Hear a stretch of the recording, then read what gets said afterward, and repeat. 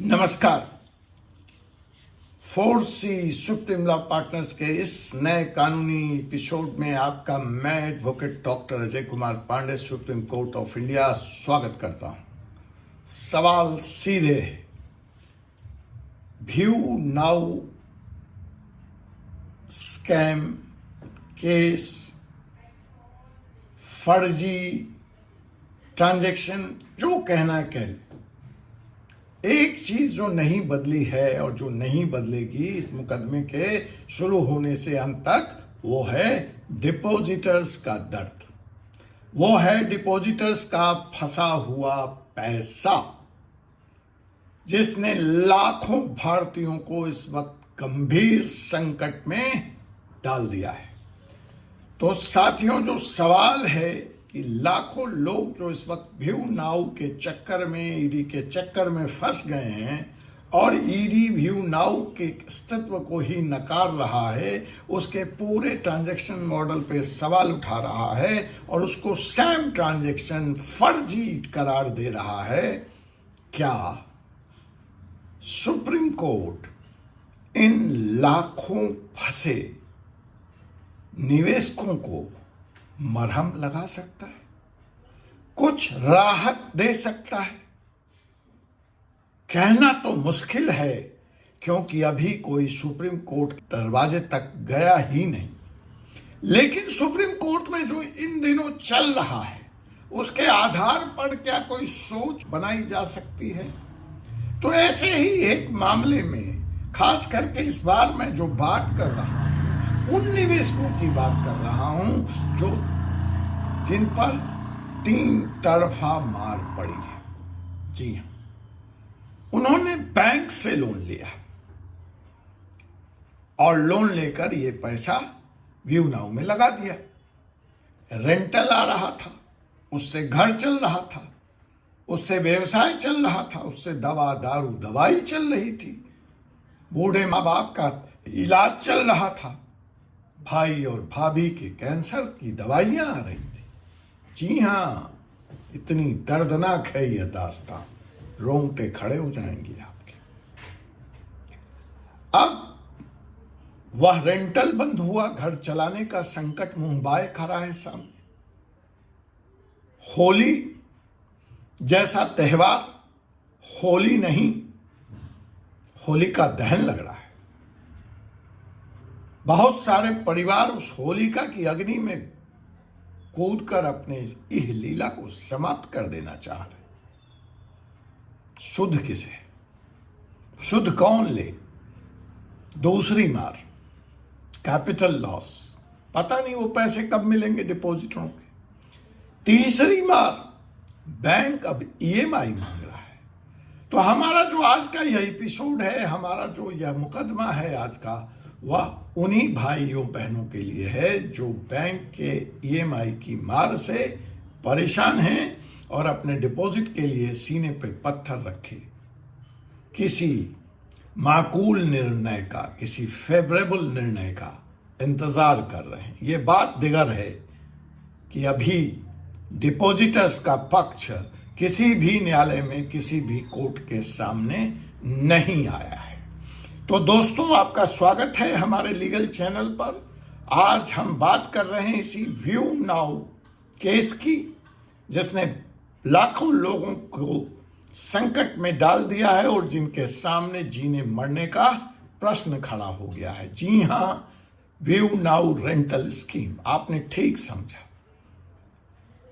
आप लोगों ने इसमें पैसा लगाया, न सिर्फ आपकी जमा पूंजी चली गई, बल्कि आपके पीछे पड़ गया है अब बैंक भी, जो आपसे मांग रहा है ईएमआई। ईडी कह रही है कि ये पूरा स्कैम था, ईडी कह रही है ये पूरा ट्रांजैक्शन स्कैम था, या कुछ नहीं, मनी सर्कुलेशन था।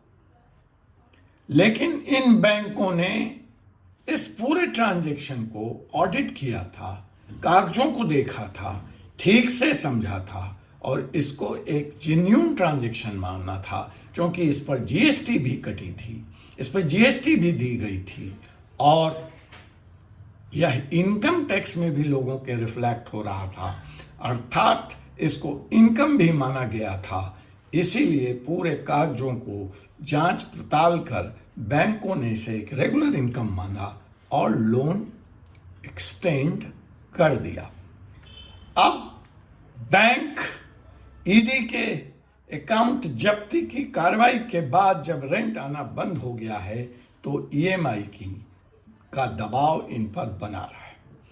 अब ऐसा तो नहीं है एग्जैक्ट सेम केस, लेकिन ऐसा ही एक मामला, मिलता जुलता मामला हाल में सुप्रीम कोर्ट के पास आया और जिसमें सुप्रीम कोर्ट ने होम बायर्स, जो कि एक डिपॉजिटर्स हैं, सिक्योर्ड डिपॉजिटर्स की तरह, सिक्योर्ड फाइनेंशियल क्रेडिटर्स की तरह ट्रांजैक्शन में, जहां किसी भी कारण से होम बिल्डर भाग गया है, घर को कंप्लीट नहीं किया है और बैंक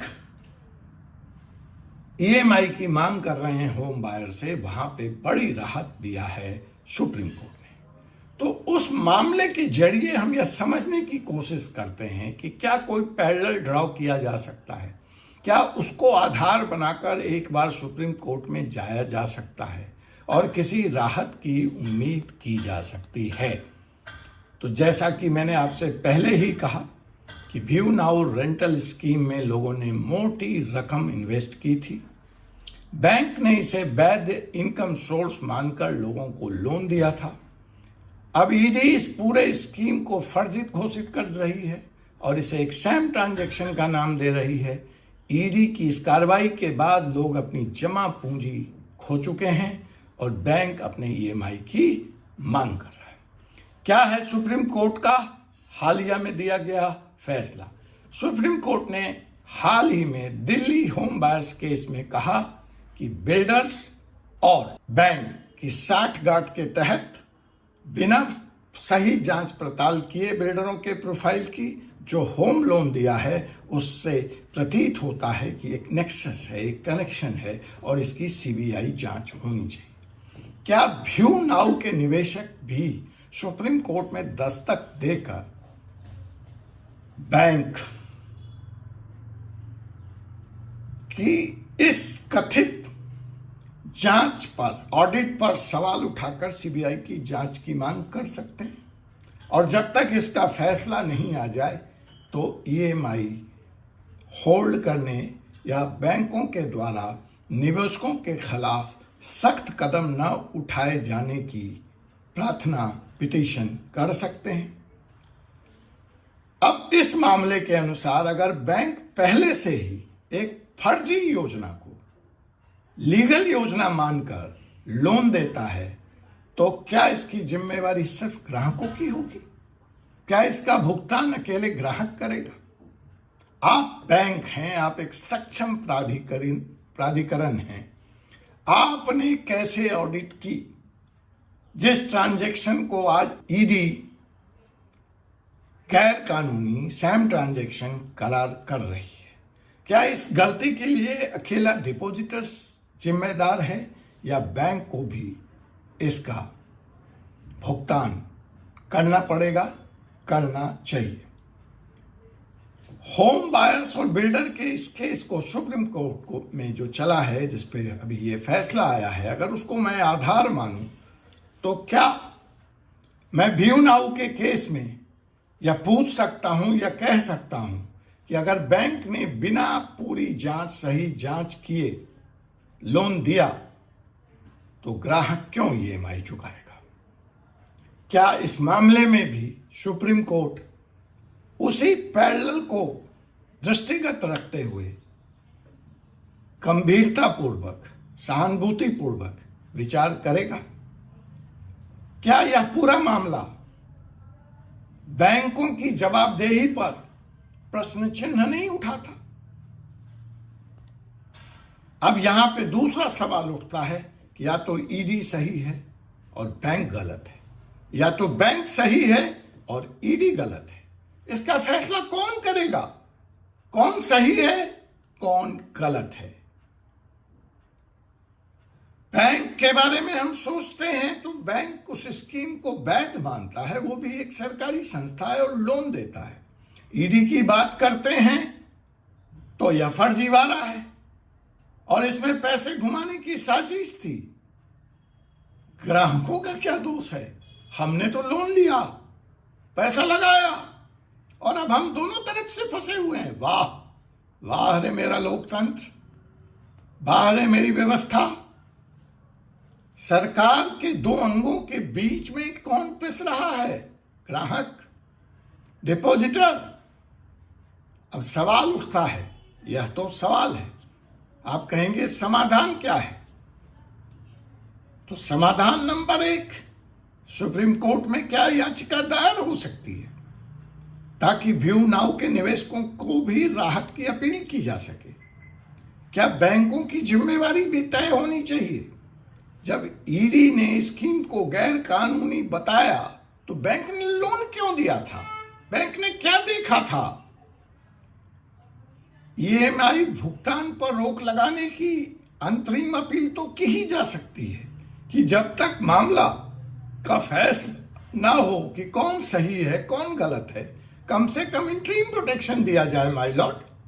जब तक कानूनी स्थिति साफ ना हो तो ठीक है, मुझे मेरा रेंटल नहीं मिल रहा है, मुझे मेरा डिपॉजिट नहीं मिल रहा है, एटलीस्ट मुझे ईएमआई के प्रहार से तो रोका जाए माय लॉर्ड। ईडी को यह भी स्पष्ट करना होगा कि जिन लोगों ने इस स्कीम में फंसकर पैसा गंवाया है उसके लिए ईडी क्या कर रही है?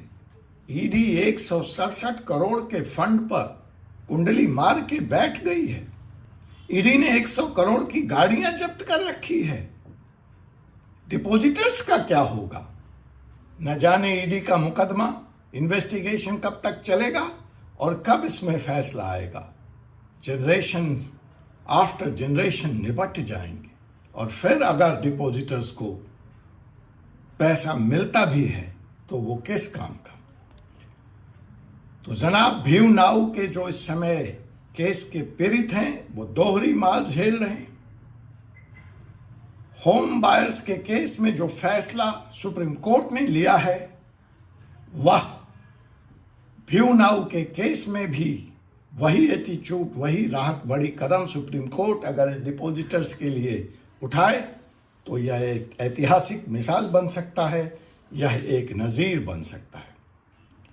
इस पूरे केस में ईडी अपना जांच करे, लेकिन बैंक और प्रमोटर्स के बीच जो यह साठगांठ थी, यह दिख रही है, जिसे स्कैम करा दिया जा रहा है, उसी ट्रांजैक्शन के आधार पर बैंकों ने जो लोन दिया है, मैं उस पूरे मामले की सीबीआई जांच की भी मांग करता हूं और आप निवेशकों से भी यह अनुरोध करता हूं कि आप इस पूरे मामले में सीबीआई जांच का प्रतिवेदन कोर्ट के सामने जरूर दें और इस मामले की जांच तह में जाकर सीबीआई को करनी चाहिए।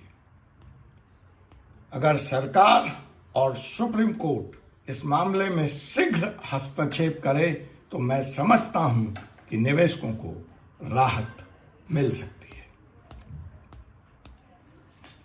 तो जनाब, आपसे पुनः मुलाकात होगी एक ऐसे ही विषय के साथ अगले एपिसोड में। तब तक के लिए मुझे एडवोकेट डॉक्टर अजय कुमार पांडे को अनुमति दीजिए। जय हिंद, जय भारत, जय संविधान।